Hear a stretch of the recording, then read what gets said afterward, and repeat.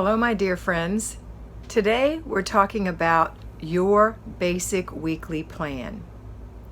Now, I realize that some of you have been with me for a while and you've got that basic weekly plan down, but listen to this just in case something has ebbed and flowed to the point where maybe it's not quite as recognizable as it should be. If you are brand new, listen carefully, because this is part of what we do every week. I'll describe it in just a minute. If you are in here and you've been doing it for a while, but you're not quite sure, this is the video for you, just to refresh and make sure you're right on point. Okay, what is a basic weekly plan? Well, for those of you who don't know, that's something that we do every single day of the week. Each day has a different thing that we do as part of our homemaking for our home and or our family, and it recurs every single week. Those things are, number one, the weekly home blessing hour. That is a 1 hour process where we take 6 things out of our home, 6 processes in our home, and we do them in 1 hour to get our house looking spiffy. There's a great word for you. So it's stripping the bed, washing the sheets, and putting the sheets back on the bed. It is dusting the whole house. It is cleaning the glass in the whole house. It is emptying all the garbage cans in the whole house. It is either vacuuming or dust mopping the floors in the whole house. It is mopping the kitchen, and it is mopping the bathrooms. That is the weekly home blessing hour. How can you do that in an hour? Because it's not a deep cleaning, it's a blessing. A blessing. For those who are familiar with, I shouldn't even go there, but I will. I just like it. Christmas Vacation, the blessing. Okay, if you don't know, it's all right. Anyway, I apologize for that. But it is a blessing, and that means it's good for your home and your family, but it's nothing hard. It's a blessing. It is what Marla Silly, the original FlyLady, called hitting a lick at a snake. And that means you want the snake out of the yard. If you throw a stick at it, you're hitting a lick at the snake. You're not killing it. You're not getting full force on it. You're just kind of getting it out of here. And that's really what we're doing in our home. We're just kind of getting it out of here. So here's what we do. We just strip the bed. We wash the sheets. We let them we dry them, whether on the line or in your dryer. We leave the bed open all day so that it can air out. And then you put the sheets back on. Now, I don't know if that's Marla Silly's way of doing it. I don't remember when I was one of her fly ladies if that's the way we did it. But I always like that because it gives the bed a day to air out or time to air out, number one. And number two, you don't have to fold the dang sheets. They're hard to fold. Not impossible, and some of you may be experts at it, but why do that? It's a waste of time. Put them back on your bed. And not only that, I don't know about you, but my folded sheets never smell as good or feel as good as the one that just came out of the dryer, and I put them on fresh on the bed. So put them back on the bed after they're dry. So that's one. Now, that's a 10-minute job, because if you break it all up, it's about 10 minutes. It takes a minute or two to strip the bed, a minute or two to put them in the washer, a minute to put it in the dryer, a couple of minutes to take them out and put them on the bed. Probably less than 10 minutes. That is a 10-minute job. The second job is taking care of the dusting in the whole house, but you have to have a good tool. I recommend the FlyLady Feather Duster. I do. Not because I make any money off of it. I don't. I just know it's the best tool to get the job done in the least time and the best way. The FlyLady Duster is light and fluffy, and it hangs down from a stick. So here's a stick, and here's the duster on the end with the little FlyLady, the little feathers hanging down. They're little microscopic pieces on those feathers. And so when you dust on top of things, you don't have to move them, and those little fingers go in and get all the dust out. And it sticks in that FlyLady duster because it's a quality duster made with quality ostrich feathers. It's not a cheapo duster that's going to spread dust around. It'll hang on to the dust. So what I'm going to recommend is that you pick 5 of your most used rooms. I'll give you some examples. Master bedroom, maybe one of the kids' rooms or 2 of the kids' rooms, the living room, and the foyer. Those are 5 ideas.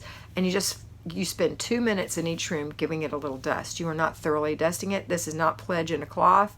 This is a little FlyLady duster. If you don't have one, go to FlyLady.com/tools and look for it. It's anywhere between $27 and $40. It's either 40 or 47.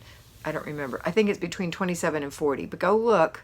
When it's on sale, it's around 27. When it's not on sale, it's around 40. It's the best investment you'll make in that type of tool. Mine lasts me at least 10 years. Okay, next. So that's dusting. When you're done with it, you're going to take it outside and you're going to run that tool in your hand. I don't have a stick, but if you put a stick in your hand, you know, if you do this, the end of it will do this. That's one way to clean it. Or you can hit that stick on your hand like that and the feathers will do like that. Or you could just shake it. But you want to get the feathers cleaned from the dust and then go put it away after you've done everything. So I'm digressing. The third thing we do is we clean the glass. But I'm not saying get out the Windex and the paper towels. You get one microfiber towel. You get one side of it wet, the other side's dry. Wring it out. Go in the bathroom and look for smudges and spots. Wipe it off. Go in the bedroom and see if there's any smudges or spots. Maybe you have glass doors on your closet and there's a heel mark of a hand on there. Mark that off. Get that off. Maybe you've got a glass tabletop where the cat's been walking. Wipe that off. Maybe the baby's got handprints on the sliding glass doors. Wipe that off. This should take less than 10 minutes. You're just popping through the house looking for little things to wipe. You are not doing this. You're doing this, okay? If it's leaving water, turn it over to the dry side and dry it. It's really quick. Boom, boom, you're done. All right, next is garbage cans. That means to empty the garbage can in the bathroom. Maybe you have one in the bedroom. Maybe you have one in the office. Empty those little garbage cans. Put new liners in them and put them back. That's less than 10 minutes. Put them in the garbage outside. Don't put them in the kitchen garbage. Put them in the garbage outside. Now that kitchen garbage needs to be emptied every day. But these garbage cans can wait, a week. All right. If they can't wait a week, then pick them up during the middle of the week and empty them, and then on this one day, empty them again, okay? If you have an overflow of garbage. All right, next is the floors. So you have either hard surface floors or you've got carpet. So on the hard surface floors, you can either vacuum those or you can use a dust mop on them. A dust mop is an excellent tool for cleaning hard floors, but we are not deep cleaning. We are just getting the edges on a hard surface floor, because on a hard surface floor, dust blows to the outside. So we're getting the edges maybe run up the middle. If you have carpet, then I just want you to vacuum up the middle. I want you to get the traffic patterns in these rooms. So this does not mean that we're cleaning up after the cat or the dog. That is a whole nother commitment on a whole nother level. Maybe you have to do that 3 or 4 times a week. Maybe you have to do it every day. Maybe it's okay and your cat doesn't really shed or your dog doesn't really shed and you don't have a big issue with that, and that's fine. But we're just getting the traffic patterns. So pick 5 rooms, work for 2 minutes in each room. Then put that aside, the vacuum aside. Next, go in the kitchen, get your spray mop out, and mop the kitchen. You've got 3 minutes. Go in front of the sink, in front of the stove, in front of the dishwasher, in front of the refrigerator, maybe around the table, and down the middle. You can do that in 3 minutes. We are not scrubbing. We're just doing a quick little mop, okay? Then you're going to take that mop to the bathroom, and you're going to mop in front of the sink and around the toilet and catch the middle. Don't do the next bathroom. 2 minutes a bathroom, okay? So that's it. When you're done, take the mop head off your mop and go put it in the laundry room to dry out so you can wash it and replace it. Make sure you've got enough fluid in it for next time and cleaner. Take your vacuum cleaner, empty out the canister if it's one of those. Wrap the cord up nicely. Put it away nicely. I've already told you how to clean your feather duster. Your cloth for cleaning spots. Go hang that in the laundry room. Let it dry. You're going to wash that. And don't ever use softener on a microfiber towel because it won't dry and won't polish like it's supposed to. And what else have we done? If you're running low on garbage bags, those little cheap garbage bags for your garbage cans, your little garbage cans, put that on your list. Or maybe you're using Walmart bags. It's fine with me. Whatever your budget calls for, put that on your list or make sure you have some for next time. And so we've done... Oh, about this time you can check to see if your sheets need to go in the dryer. And later on, set a timer so you can put those sheets back on the bed. There's nothing worse than getting ready to go to bed and walking in and the bed's not made and the sheets aren't even on it. So that's happened to me more than once. Fortunately, Mr. B's a good helper. He helped me put them on. But, try to remember to do that. And a good way to do that is to set a timer. So that's, we've taken care of our sheets, we've taken care of our hard floors or our carpeted floors, we've taken care of our mopped areas, we've taken care of the dusting, we've taken care of the mirrors, and we've taken care of the garbage cans. When you're done and you sit down, if you've done that in an hour or less, you're going to be glowing a little bit, and you're going to think, wow, this looks great. This looks like I've had a housekeeper. And that is the weekly home blessing hour. On Tuesday, if you're an at-home homemaker, you take a free day. But if you're a payroll homemaker, you would have done that weekly home blessing on Saturday morning and gotten that hour out of the way. On Wednesday, for the at-home homemakers, we've got planning and desk day. That is a day where you take your time and you go through your refrigerator, your pantry, your freezer, your deep freeze, and you're looking to see, what do you have? How can you shop these areas to make meals for your family? And then you make a grocery list based on what is missing. You're missing some eggs and some half and half or whatever it is you need, yogurt, cottage cheese, whatever it is you need. And then also, when you're in that refrigerator, you're going to give it a little wipe out, and you're going to get rid of the things that have gone bad, and you're going to make a mental note that you don't need to buy that much of that thing. Or when you do buy something for a menu, you need to use it and make that menu item. Before you use like frozen vegetables, you want to use your fresh vegetables. So now you're going to make a menu based on what you have and a grocery list based on what you're missing to complete that menu. Then you're going to make a grocery list. Then you're going to look at, if you do it online, you can order them right then. If you do it online and you don't want to order from Walmart or Kroger or wherever you made the list, you'll at least know about how much money you're going to spend. Now you're going to look at your bank account and see, does that match how much money you have in there? Do you have a budget? How much is your budget for groceries? And then we're going to go right into our finances. So we go straight from food to finance.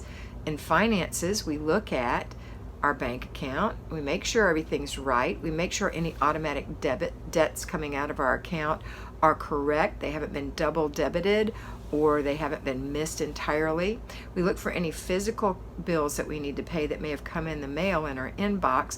We're handling our money. We're looking at our budget. We're making sure we have money saved for Christmas and we're saving regularly. We've put money in our emergency fund.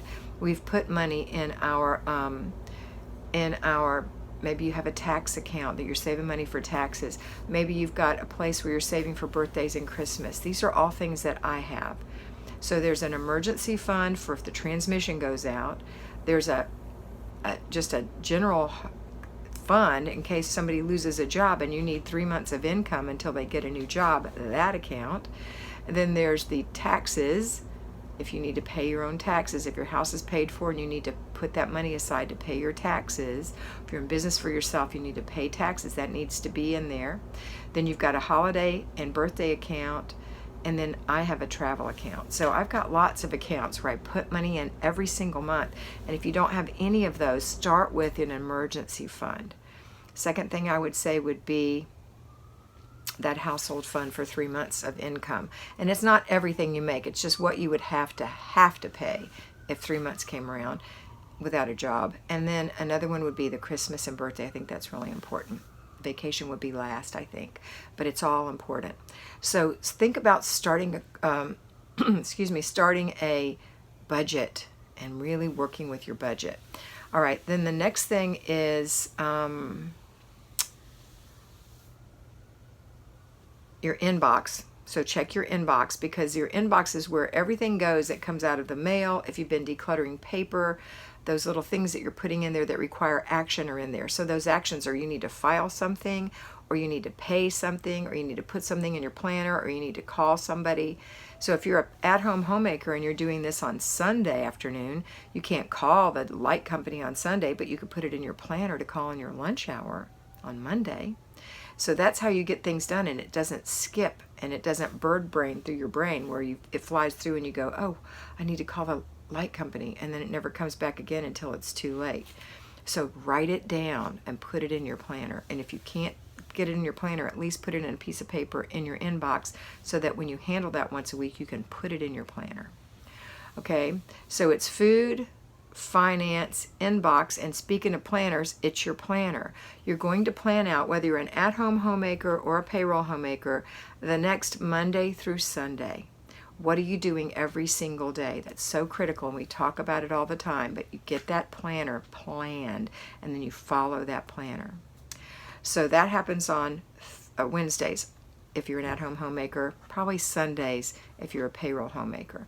And then the next day, Thursday, is errand day. That's when you pick up your groceries. That's when you get any other errands that you need to run. If you're a payroll homemaker, that errand day could happen on your way home from work one day, and you have to assign that to yourself in your planner. So when you're arranging to get your groceries picked up, make sure you have enough time so that you can pick them up. If you order them on Sunday, maybe you can't get them on Monday. Maybe you have to make it Tuesday or Wednesday.